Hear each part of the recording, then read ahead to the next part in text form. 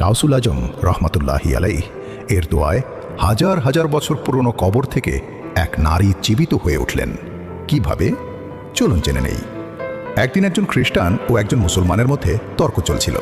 খ্রিস্টান মুসলমানকে বলল, আমাদের নবী হজরত ঈসা আলাইহিসসালাম মৃত মানুষকে জীবিত করেছেন।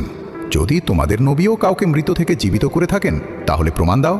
কিন্তু সেই মুসলমানটি অশিক্ষিত হওয়ায় কোনো উত্তর দিতে পারল না। ঠিক সেই সময় এই দিক দিয়ে যাচ্ছিলেন হজরত গাউসুল আজম আব্দুল কাদের জিলানী রহমতুল্লাহি আলাই। তিনি এই দৃশ্য দেখে দুজনের কাছে গেলেন এবং তর্কের কারণ জানতে চাইলেন।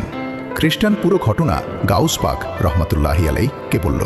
শুনে হজরত গাউসুল আজম রহমতুল্লাহি আলাই তার বাহু শক্ত করে ধরে বললেন, তুমি কি বলছো? আমার প্রিয় নবী সাল্লাল্লাহু আলাইহি ওয়াসাল্লাম কি মৃতদের জীবিত করেননি? শোনো, আমি তো তার গোলামেরও গোলাম। বল, কোন মৃতকে জীবিত করতে চাও? খ্রিস্টান বলল, ঠিক আছে,